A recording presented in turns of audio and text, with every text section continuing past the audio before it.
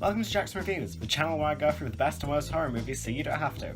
I'm Sam Jackson, and today we're going to be reviewing Friday the 13th Final Chapter, released in 1984. Now, this movie is the second time a series has tried to end itself with a final film. The truth is, Paramount didn't really know what to do with the franchise anymore, with its main producers disliking it as a whole, and the company not happy with the fact that they're related to such a controversial franchise, so they tried to end it again without much success, because studios like money. Even though it wasn't the last, it definitely marked a general shift in the tone of all the films from this moment on.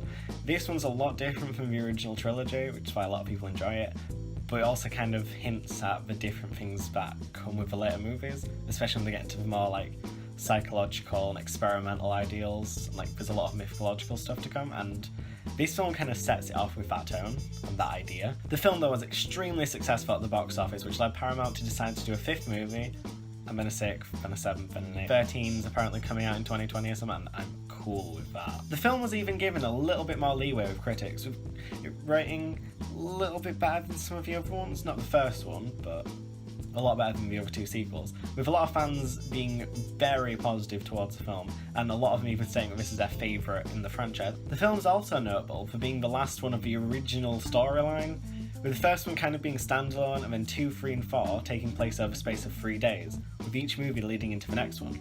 This was the end of that storyline. It's also the beginning of what is known as the Tommy Jarvis trilogy, which I'll go into a later video, but basically Tommy is just the most badass character in the whole franchise, and there's no debating that. He's even in the video games, he was that well loved. Anyway, with all that out of the way, let's get into this review of Friday the 13th, the final chapter. Or Friday the 13th, the not so final chapter. Wahey.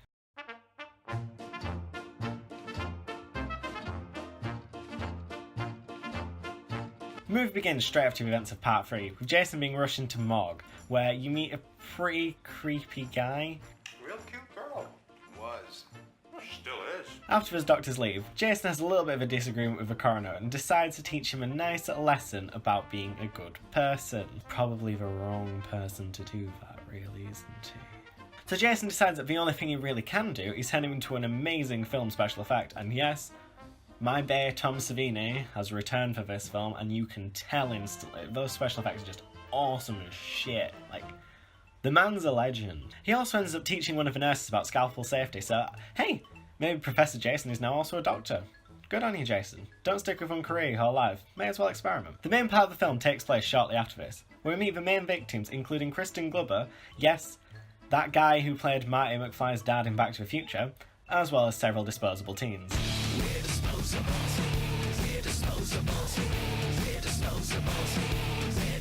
I think I left my music playing again. We also end up meeting a banana girl who bites off more than she can chew, but don't worry, Jason's very, very professional and is able to help her with that issue. Thanks, Jason. We're also introduced to the future star of the franchise, Tommy Jarvis, as well as his sister Trish Jarvis and the mother, Mrs. Jarvis. That was a real tongue twister, and I'm sorry if it came out sounding like I couldn't speak English. The disposable teens are moving into the house just across the road from them, so obviously these characters are all going to meet. The disposable teens end up actually meeting some disposable twins, and they have a little bit of a skinny dipping session, so hey, Marilyn Manson's happy with this one. A little while later, Trish's car breaks down, and they need a little help from Hunky Rob.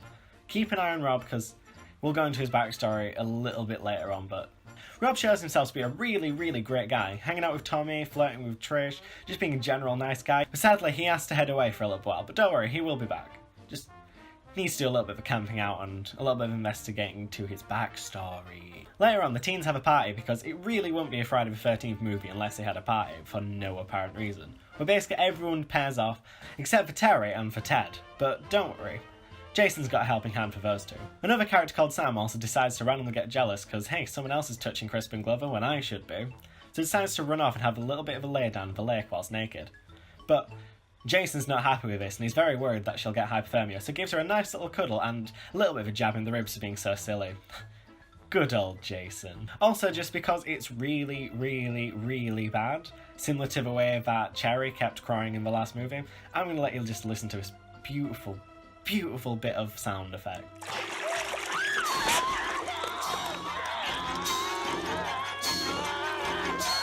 You're welcome. Sam's death kicks off the usual slasher affair with every single character apart from the main ones being killed off. The first one to die is Paul, when Professor Jason gives him a very, very nasty STD check. Hey, gotta be clean, dude. He then helps Terry with her back pains, but similar to the way that the back crack works in the Sims games, it can always be helpful. Just after this, the actress who played Mrs. Jarvis decides to actually look at her career prospects after reading this script, and they don't look good. At least we get to see a live reaction of her reading it. And after a kinky session with other twin Tina, Crispin Glover decides to head downstairs to celebrate. But wait, he can't find the corkscrew. Guess we can't celebrate. Oh, thanks, Jason. Just because he's also a nice guy, Jason decides to give him a meat cleaver as well. At least he didn't have to beat some meat. Tina even gets like the greatest and most cinematic shot in the whole film, possibly even whole franchise. It's gorgeous to look at just from a filmmaking point of view, where Jason grabs her and teaches her how gravity works, except instead of using an apple, he uses her. That's how people die, Jason. Just after we get what is possibly the greatest kill in the film, we get the dullest on-screen one, where Ted's basically just stabbed in the back of the head, but let's just say Jason didn't want him to watch any more porn. Finally, we get to the last two victims. This includes Doug and Sarah. Now, I've not mentioned these characters even the slightest because they're so boring and irrelevant to the plot, but hey, Doug's kind of fit, Sarah's pretty, so hey, they're the pretty couple. Every film needs it. Jason ends up teaching Doug about shower safety in a similar way to how Norman Bates helped other people in the past about shower safety. He then also teaches Sarah about door safety and not to stand so close to it when there's a serial killer about, like she should have learned. He's such a strict teacher. Now we get to the actual characters in the film, with Jarvis family and Rob.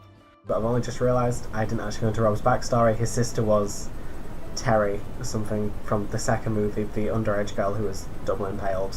Cool. Victim number 5, there you go. Rob and Trish decide to go do a weird Survivor People run. Rob then heads downstairs into the basement and Jason is... Sorry Rob, I honestly can't tell what's happening. Can you help me out a little bit? Oh. Fair enough then. Now we get the real final girl run, which Trish sees all these cool bodies and they're hung up, look at Crispin Glover's crucifix and it's so fucking badass, Friday the 13th final chapter, hell yes. We also get kind of a cool chase sequence, a little bit similar to Chris's in part 3, and it ends up with Trish diving out of the window and onto the floor and then running back home, it's so cool, Trish Jarvis and Chris Higgins, the badasses of this franchise. After getting back to the house and to Tommy and explaining what's going on, Tommy runs upstairs and Trish tries to hold off Jason one-on-one. Once again, similar to how Chris did it, so no complaints from me. And after a good few blurs, it's kind of going one way, with Jason just about to kill her, until suddenly Tommy shows up, using the same kind of psychological awesomeness that Ginny did, because let's get all the Survivor Girl homages out in this film right now. After spending enough time distracting Jason, Trish is able to use his own machete to knock off his mask. He's able to give us a really nice Scream Queen scream. So, this movie's generally got everything. Tommy then decides to kick into 100% Jarvis mode and slam the machete right into Jason's head, causing now the best kill in the franchise. Why is this film just badass as shit? After Jason's hit, he falls down and he slides down the machete in an awesome way, slicing his head completely in two, and it's just, Tom Savini. Tom Savini, gore. Yes, Tom Savini, gore. And with that, Jason Voorhees is officially dead. You don't believe me? Well, Tommy sure didn't. I mean, look at him. He's going for it, but... Hold on, you're kind of shouting there, Tommy. Can you slow down and explain what you're saying? Die! Oh. Die. Gotcha. Well, he's generally dead. This was the end of the franchise for as much as Paramount cared at the time, and... that's generally Jason getting sliced tiny little bits and pieces to say he's never coming back, but that was a massive lie. And also, let's be honest here, Tommy really needs some psychological help. I hope he gets it in some of the sequels. Final scene shows the Jarvis family finally reunited after all the incidents. And honestly, look, nah, I guess I was wrong. Because Tommy looks completely fine, he looks completely...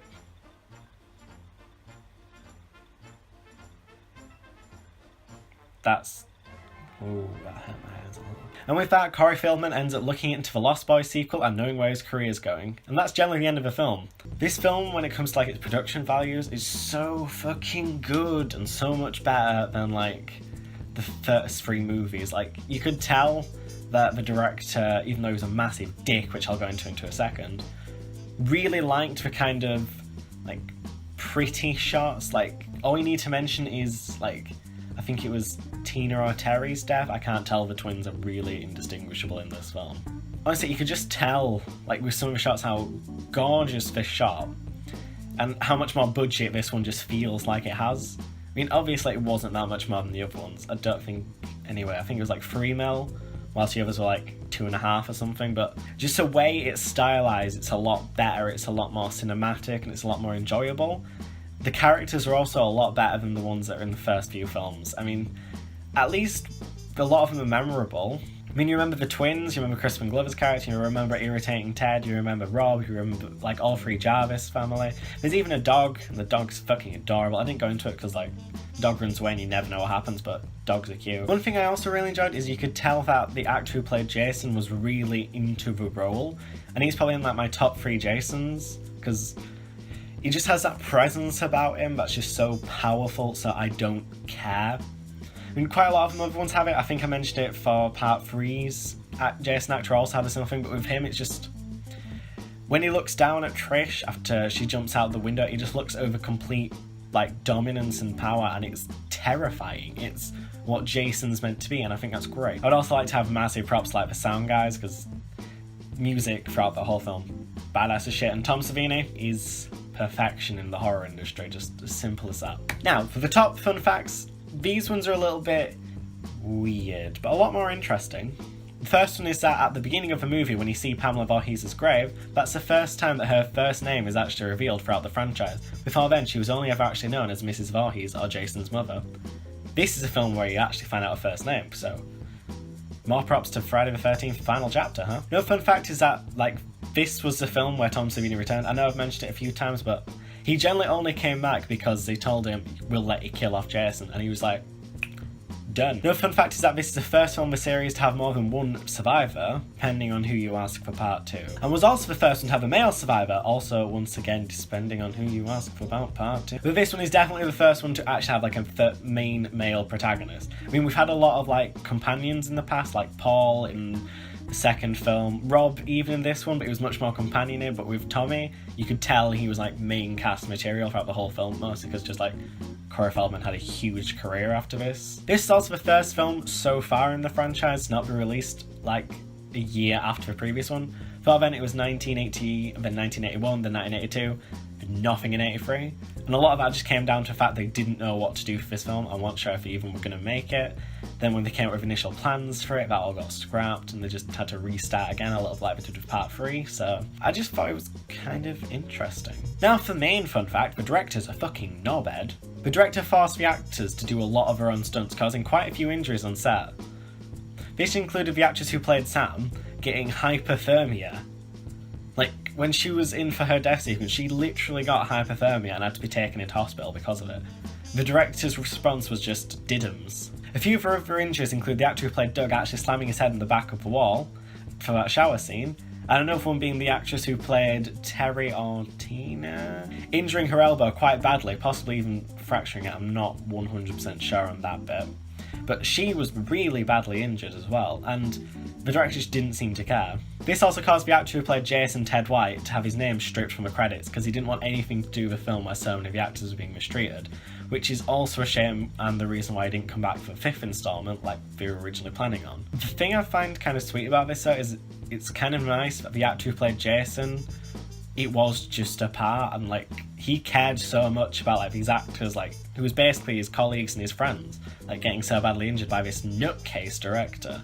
And it's even been revealed a bit later on that a lot of the other like production people really didn't like him because he was apparently a right nut job. Now, when it comes to my actual thoughts on Friday the 13th final chapter, I will honestly say I love it. I won't even say it's just a good horror movie, I'd say it's just a good movie. Obviously the fact it's just a slasher helps and kind of cheapens it a little bit, but like I said, just the cinematicness of it, the storyline being a little bit more intriguing, a bit like part 3 being a bit more intriguing, the characters are a lot more likeable, it has that like lovely like family and friendship dynamic throughout it. It may just be because the film had the balls to properly kill off Jason, but I have to give it a lot of credit for that. Killing off someone who even by this point was becoming a little bit of a cultural icon is a very risky thing to do, and they did it in stride and they did it so well and it was so memorable. I honestly can't fault them for how they did it and why they did it. I thought it was a genius way to do something like this. So honestly, I wouldn't know where to properly rate this film, because I really do love part 3 and I love this one as well. So I'd kind of have to put them as joint first so far. I mean, obviously I'm not actually ranking them yet, but this film is good, and I would recommend it to people who even aren't particularly a fan of these kind of movies, because it is feel good. Even like just the family dynamic alone is very wholesome, it's very nice, it's very sweet, it's very soft. It's just a good way to make these kind of movies and to make them less shit, basically, and a lot more memorable. And I have to, even though the director was a knob, give him lots of credit for that, because from the sounds of it, a lot of that was actually his idea. So anyway, that was Friday the 13th final chapter. If you did enjoy this video, please be sure to like, share and subscribe, and I will see you all next time. Goodbye.